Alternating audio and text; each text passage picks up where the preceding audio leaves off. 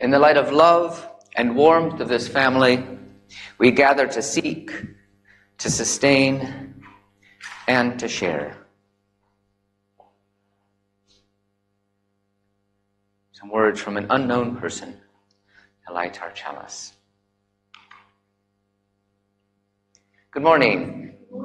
Thank you for joining me here in person, as well as those who are listening or following online. Those opening words, although we don't know who the person is, I think may touch us sort of still.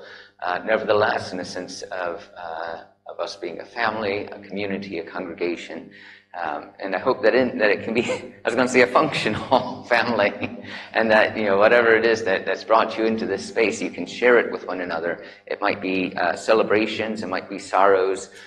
It could be perhaps a yearning for wisdom or connection, or maybe just a chance to rest, either here or with the divine, howsoever you define it. I hope you'll find that. I know you'll find a warm community, and I'm grateful for your presence here.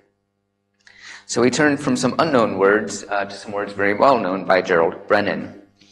These are my people who touch my hand, who invite me to come along, who make room for me to sit in the shadow of the candlelight and listen to their songs. Again, affirming our community and our connection in our time together, which makes this time special and holy. And we have a chance now to listen to our songs by singing our first hymn, number 77 in the Purple Book, Myrna Mitchell's In the Morning. Now, we sung this a few years ago, and it's perhaps a complex tune, so we're going to sort of break it down, and then we'll have Aaron play through it completely, and then we'll sing it together. So if we can turn to number 77 in the Purple Book, and if I can just have that E. So I'll read a line, and then you can read it back to me. In the morning, when the dawn leans far across the land. In the morning, when the dawn leans far across the land. Take a moment to recall those little things you planned. Take a moment to recall those little things you planned. So you can see how those two sort of relate to one another. Can I have that C sharp? Let your feelings fly, they will not be bound. Let your feelings fly, they will not be bound. And again, similar to that line, stretch your voices high, send them all around. Last line. Stretch your voices high, send them all around. How do we feel? Do we want to go over that again, or do we want to try it? Yeah, okay, so Aaron will play through it completely once, and then we'll pick it up and sing the two verses.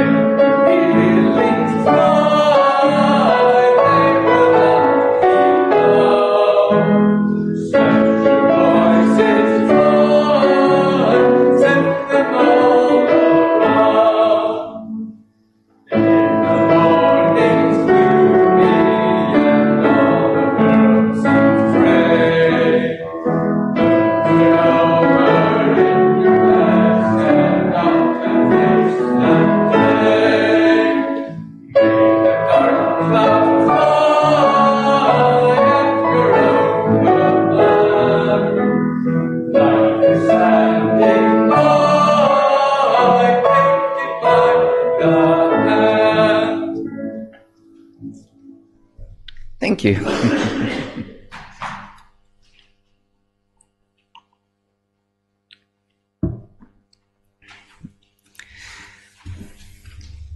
Let us turn now to a time of prayer, and this is followed by our covenant, which you'll find printed in your order of worship and appearing online for those at home. But first, these words. Holy flame, as we embark on this challenging and joyful journey, may we be filled with courage. Encourage us to tell our stories, to fill our hearts with passion, to see our lives with merit and worthy to be shared. May we embrace ourselves in a world that often diminishes our accomplishments, whose tide sometimes pushes us back. Encourage us to listen. Fill our hearts with compassion. Pain is often easy to inflict, and scars may last for a long time. Let us tend to each other's wounds and provide a space where another's soul is enveloped in love.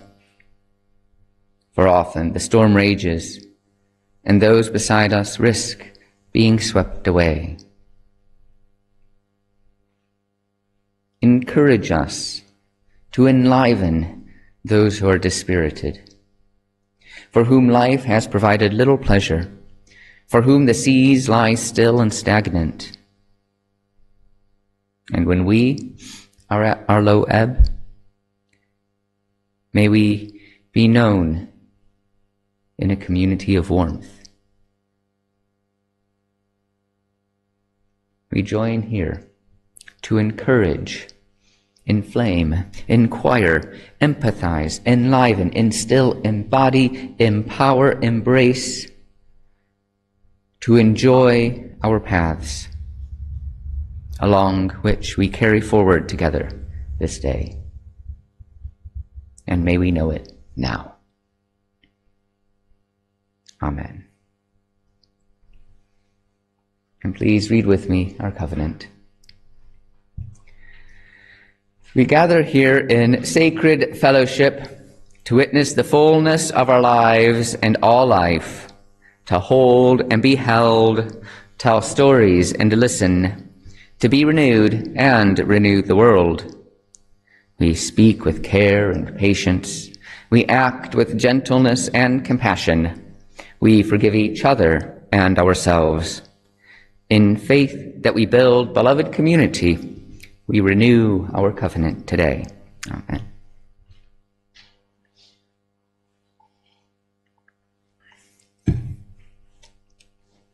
I have, as of recently, been following a channel on Instagram called Pastors with Props. And it is somewhat of a, I was going to say it's satirical, though the videos that they show are very genuinely taken from churches. Very often mega churches, which I should say usually have a bit of a larger budget than we do, which allows them to install things like roller coasters for the minister to sort of come rolling in and then talk about how sort of life is like a roller coaster. So it's a bit of a humorous channel. And I follow it sort of for a bit of levity. And then I realize sometimes, like, oh, maybe it would be nice to bring in our props. So I'm afraid, I don't know if it makes me a hypocrite or makes me impassioned that we do have a little bit of a prop today. But it's for the children's story. So I hope that that allows it to be within our realm of, I was going to say, acceptability. This is Aesop's story, the bundle of sticks. A certain father had a family of sons who were forever quarreling among themselves. No words that he could say did the least good. So he cast about in his mind for some very striking example that should make them see that discord would lead them to misfortune. One day when the quarreling had been much more violent than usual and each of the sons was moping in a surly manner, he asked one of them to bring him a bundle of sticks.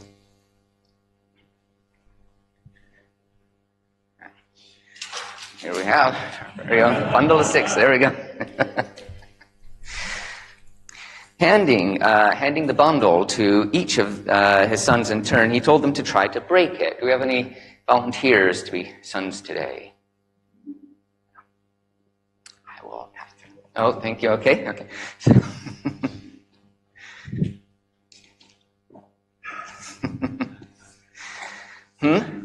Try it all together.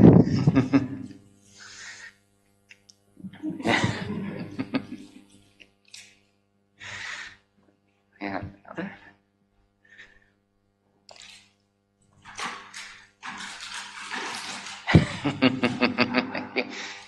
Do we have anyone willing to be a third son?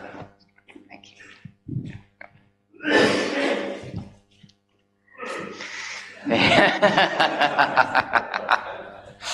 Now, I was going to say for health and safety, I'm going to do this part because I did test it earlier, and it was, well, I won't give the ending away, lest you have any doubt in your mind what it might be.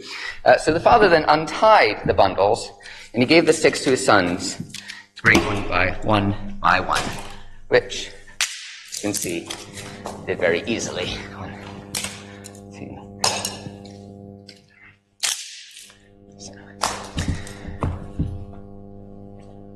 "My sons," said the father, "do you not see how certain it is that if you agree with each other and help each other out, it will be impossible for your enemies to injure you? But if you are divided among yourselves, you will no stronger be in a single stick than in the bundle." So may we always remember that there is unity, strength in our unity. And a lot of mess on the floor.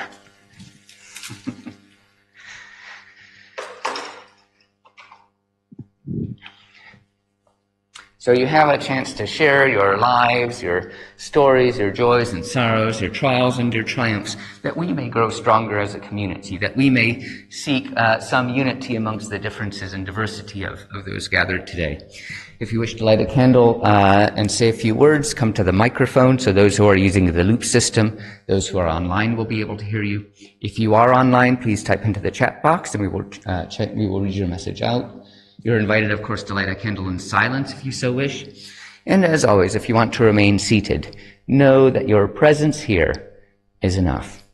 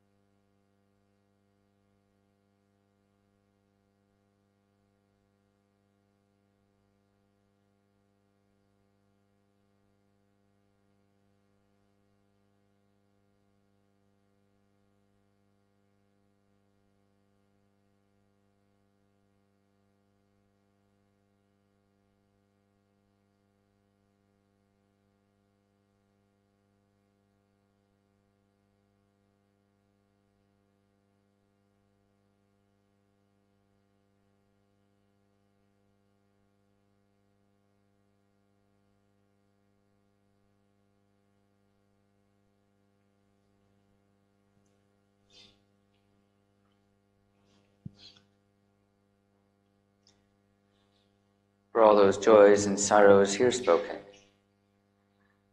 and those that remain silently in our hearts.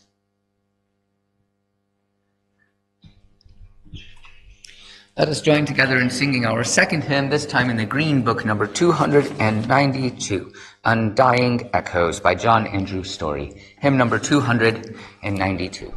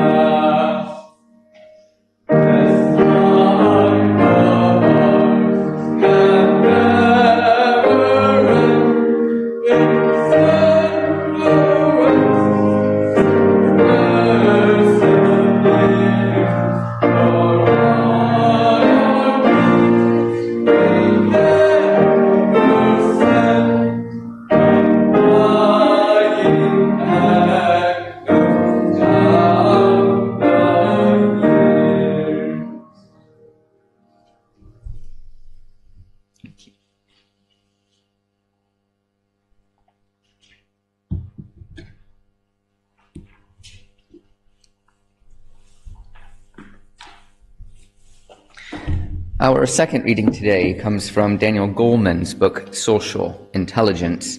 As by means of a trigger warning, there is a reference early on to animal testing. So I know that this is a bit challenging and upsetting subject for some.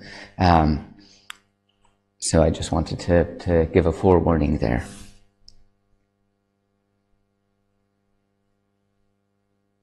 A laboratory rat, suspended in the air by a harness, screeches and struggles. Catching sight of the imperiled rat, one of its cage mates becomes upset too, and manages to come to the rescue by pressing a bar that lowers the victim safely to the ground. 6 rhesus monkeys have been trained to pull chains to get food. At one point, a 7th monkey, in full view of the others, gets a painful shock whenever one of them pulls the food. On seeing the pain of that shocked monkey, 4 of the original rhesus monkeys start pulling a different chain, one that delivers less food to them, but that inflicts no shock on the other monkey. The 5th monkey stops pulling any chain at all for 5 days, and the 6th for 12 days. That is, both starve themselves to prevent shocking that 7th monkey. Virtually from birth, when babies see or hear another baby crying in distress, they start crying as though they too are distressed. But they rarely cry when they hear a recording of their own cries. After about 14 months of age, babies not only cry when they hear another, but they also try to relieve the other baby's suffering somehow. The older toddlers get, the less they cry, and the more they try for help. Lab rats, monkeys, and babies share an automatic impulse, one that rivets their attention on another's suffering, triggers similar distressed feelings in themselves, and leads them to try to help. Why should the same response be found in very different species?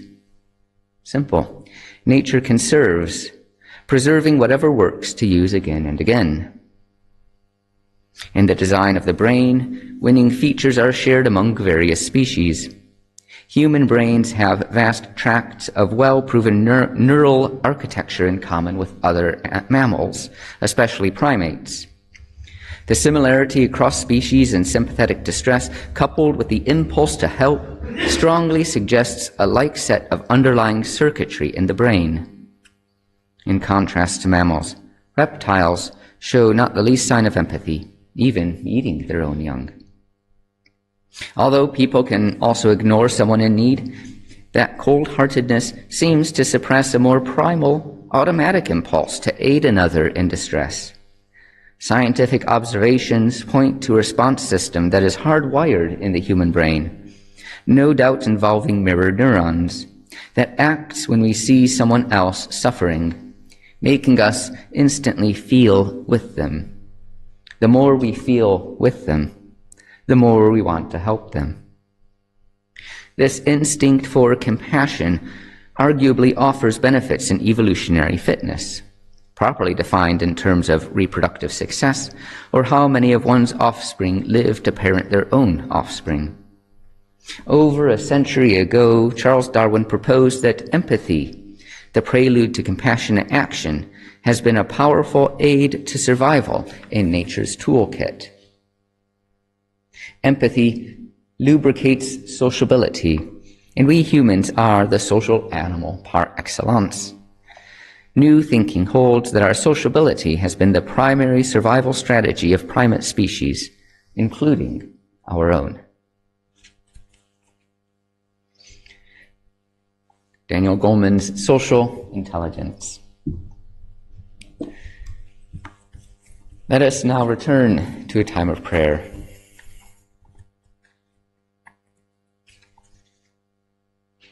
These are the words of Reverend Margaret Kirk, which she entitles Something There Is That Doesn't Love a Wall.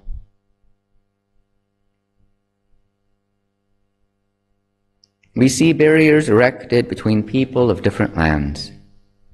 We see sheets of steel and towers of concrete called protection. We see boundaries policed Watch adults and children running from hunger and persecution, looking for a gap in the wall. Something there is that doesn't love a wall.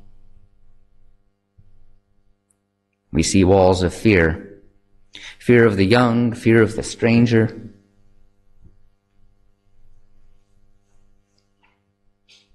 Fear of sexuality that is different, fear of the educated, fear of the poor, fear of the Muslim, fear of the Jew. Fear upon fear, endless and perpetuating. And we offer our silent prayer that solid walls of fear will crumble to dust. Something there is that doesn't love a wall. We hear the language of separation, the jingoistic chant, the racial slur, words of indifference and dismissal, words arranged for the purpose of exclusion, words that sting and taunt, words that lie. Let us find words that ring with love and truthfulness, that reach out through the emptiness of separation. Something there is that doesn't love a wall. We see the deluded barriers of the mind protecting self. We see relationships stripped of affection as one person becomes closed to another. We see people trapped in misunderstanding, old hurts reignited, bricks placed higher on the wall, goodwill and trust suspended. And we ask for boundaries that are not impenetrable, through which light can shine and distance be dissolved. Something there is that doesn't love a wall. And when we need these boundaries for our own well-being, let us know them for what they are. Let us use them wisely and kindly, recognizing our own vulnerability as well as that of others, so each of us can find the space for retreat and succor, find that peace that passes all understanding, and be renewed with strength and love for the task of living life joyfully in communion with all others. Amen. So let us enter into a period of silence for reflection, meditation, contemplation, and personal prayer.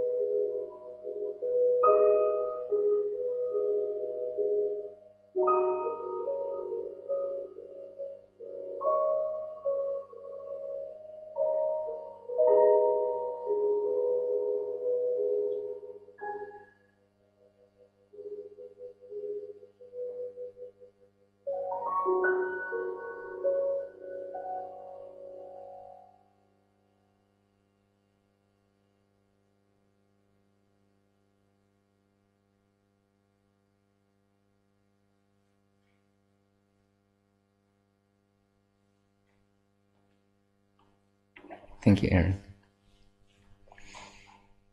We turn now to our next hymn in the Purple Book, number 182. We Are a Gentle, Angry People by Holly Near, hymn number 182.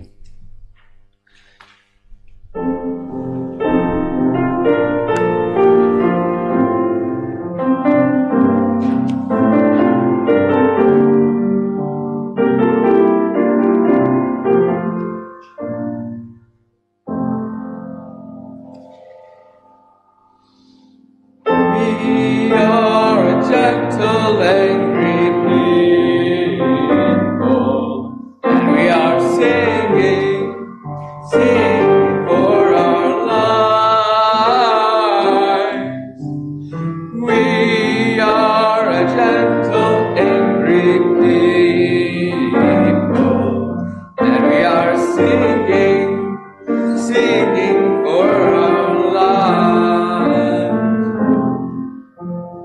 We are a justice-seeking people, and we are singing for our lives.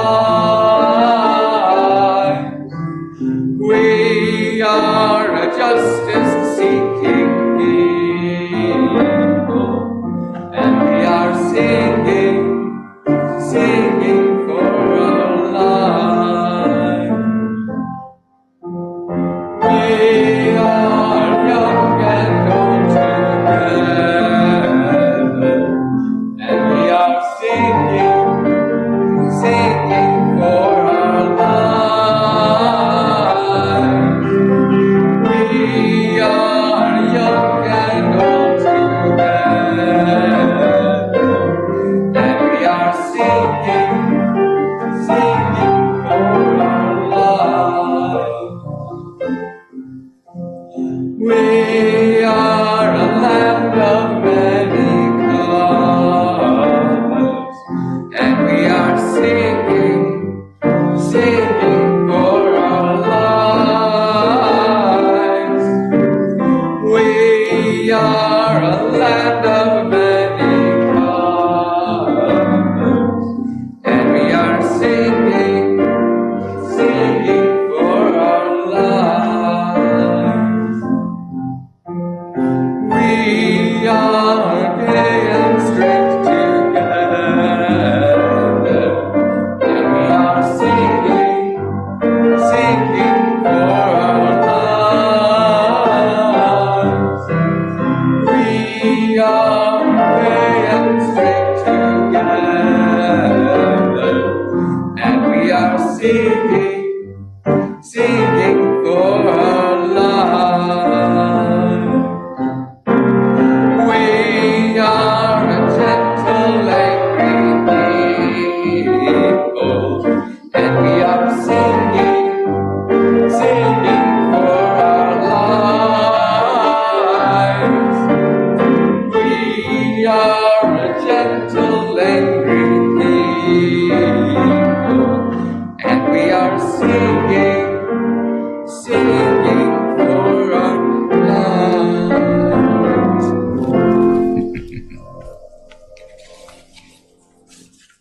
Thank you.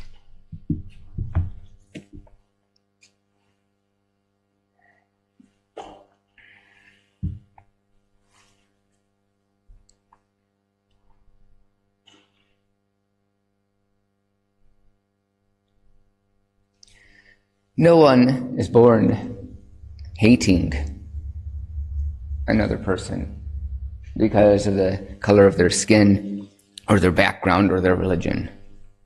People must learn to hate. And if they can learn to hate, they can be taught to love. For love comes more naturally to the human heart than its opposite. Words of Nelson Mandela. And as we heard, Mandela's comment is backed up by science. It's not just a philosophical pondering or pragmatic or some form of dogma. We hear it in Darwin himself. Daniel Goleman's quoting of Darwin surprised me, if only because I hadn't realized how long compassion was considered a biological necessity.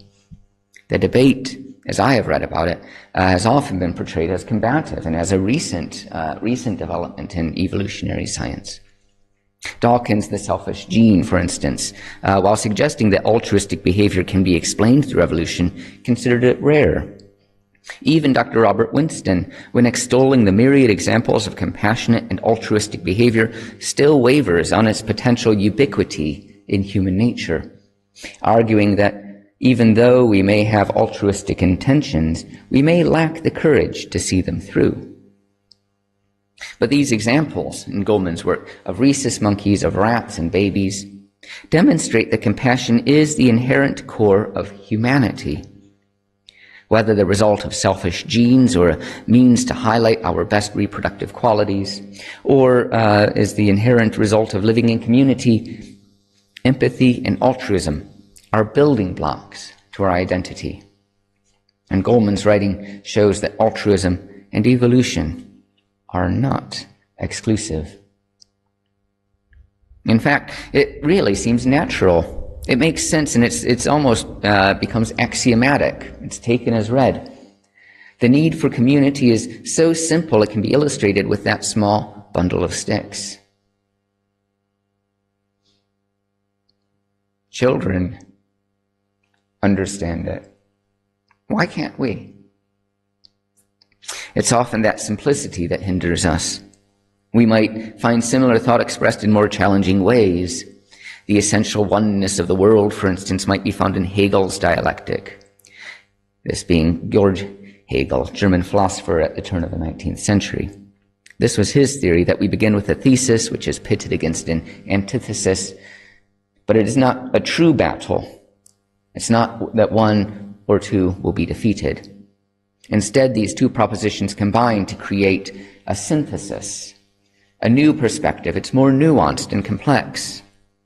And importantly, it manages to combine the two propositions that had initially appeared incompatible.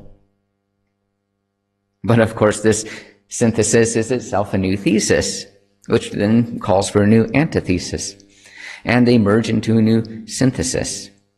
And so the movement continues, the complexity of the system growing akin to as we move out of the city, the country, the landmass, the planet, and the galaxy, possibly even the universe.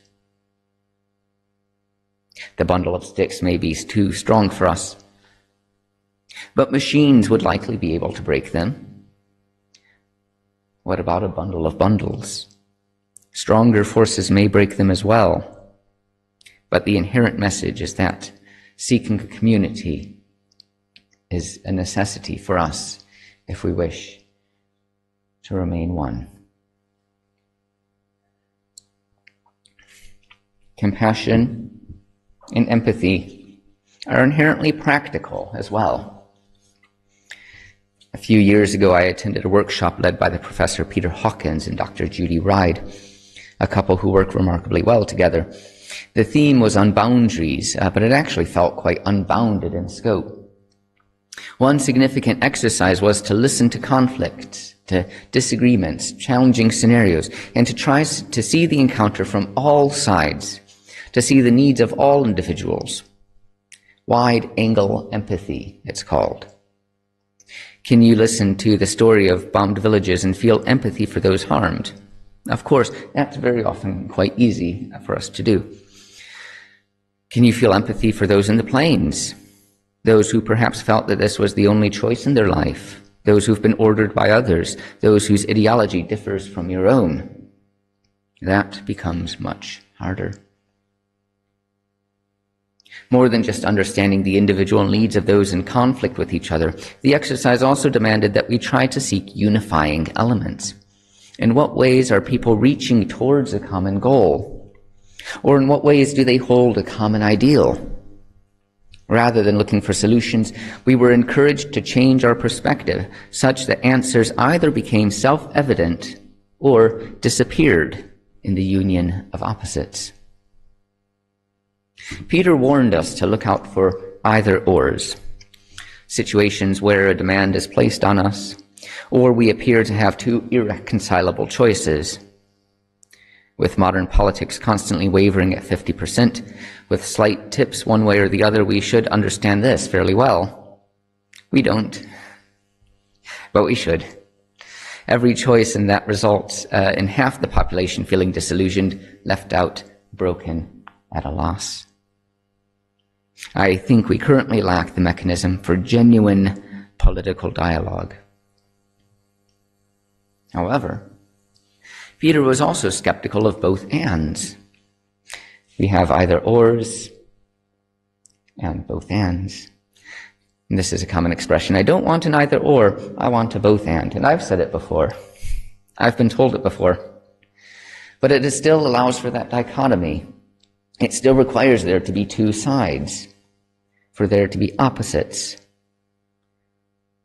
And instead of unifying these opposites, we often try to allow each to exist on its own, which requires a great deal of energy. Perhaps we should be encouraged to find a way to combine these disparate elements, to see that hidden bond, or to change our view to integrate both points. He drew a circle that shut me out. Heretic, rebel, a thing to flout. But love and I had wit to win. We drew a circle and took him in. Words of Edward Markham. This workshop was followed immediately by an event marking Hate Crime Awareness Week, which included a performance at Manchester Cathedral that Catherine was playing in, and she did wonderful. The keynote speaker at that event was Father Michael Lapsley, who was an Anglican priest who was placed in South Africa in 1973. Having to care for both white and black students, he eventually came to see his silence as being complicit in the apartheid government. So he gradually shifted focus and energies to embrace the anti-apartheid movement and explicitly directed his theology against the views of the state. This move would change his career and his life forever. He was exiled in 1976, spent time in Lesotho, Zimbabwe, and, as he reminisced, Longsight. In 1990, he received a package containing a bomb that resulted in him losing both of his hands and his left eye. Despite this event, he did not lose his faith. In fact, it grew even stronger. He spoke of that moment as seeing that God was still there, even in the pain. It was as if at that moment a curtain was pulled aside, and unlike the great majority of us who sleepwalk in some form, he came to see a divine presence. In the mid to late 90s, he spoke to South Africa's Truth and Reconciliation Commission, saying he wanted to know who the bomb maker was and the chain of command that he believed stemmed directly to the apartheid regime. However, he spoke clearly about restorative justice, the opportunity to talk about his pain and to seek closure with those who had injured him. He recognized that vengeance and hatred do not affect the persecutor as much as the victim. Echoing the words of the Buddhist commentator Buddhaghosa in the 5th century, who suggested that one who is angry is like one who picks up a hot ember to throw at their opponent. The one who holds anger is the first to be burned. After his talk, he was asked, "Do you ever wonder why me?" Which is a profound theological question. But he responded that he often wondered, why not me? Which, given the circumstances, can be a difficult question to walk around. I see it in a way as his acknowledgement of his doing what was right, that tackling injustice will often result in suffering, abuse, injury, and maybe even death. that his commitment to love and compassion was strong enough to bear the retribution of hatred. He has said that when the bomb went off, it was his opponents that lost. They took away his hand, but left his voice. He couldn't carry a sword, but he could speak truth to power. He can inspire the oppressed. He can preach love and equality. Helmut Declay wrote, "Tell me how much you know of the sufferings of your fellow people, and I will tell you how much you have loved them." It's a very challenging demand. But think now on your friends, your families, and your colleagues. Do you know their stories? If not, seek them out, listen to them, care for them. Goldman's reference to rhesus monkeys, rats, and babies demonstrates that compassion resides not only in humanity's core, but extends further back in history. Empathy bears so much presence in the world as to exist in our biology, our philosophy, our life, and our faith. Perhaps there is something innate and emergent about compassion, a reminder of the value and goodness of each living being and life, followed by the call to continue to make the world a more compassionate place. I hope that this bundle of sticks will accept the challenge. Amen. There's a few notices on the back of your order of worship, and I'll quickly read them out.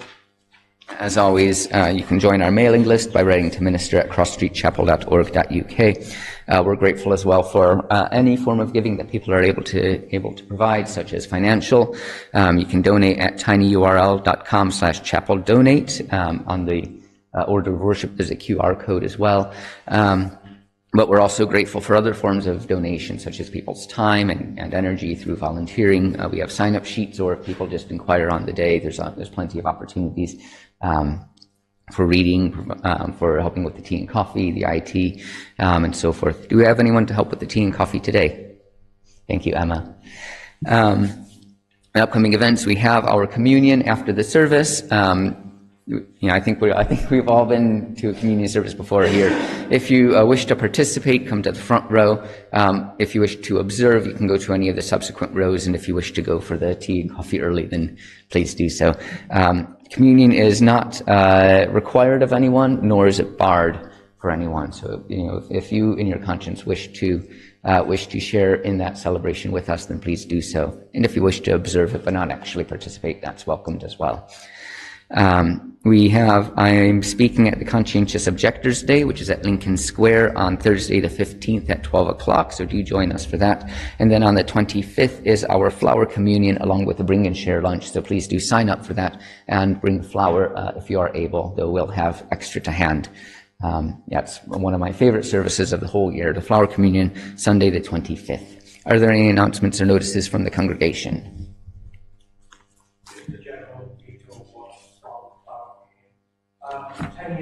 Thank you. 10 years of Cody, thank you. Yeah. 10-ish years, yes. Let us then sing our final hymn in the Green Book, number 33, Emily Lenore Thorne's Do You Hear, hymn number 33.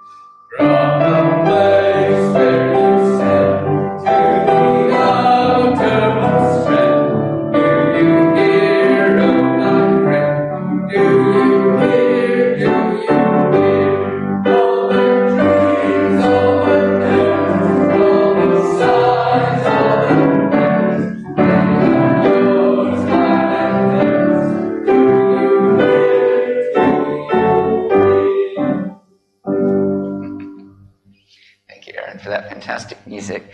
Thank you, Sonia, for helping to set up along with Joe and for greeting and these beautiful flowers. Thank you, William, for the IT. Thank you, Emma, for the tea and coffee we're about to enjoy. And thank you to everyone for creating and sharing Worship Day. We close with these words from the International Council of Unitarians and Universalists.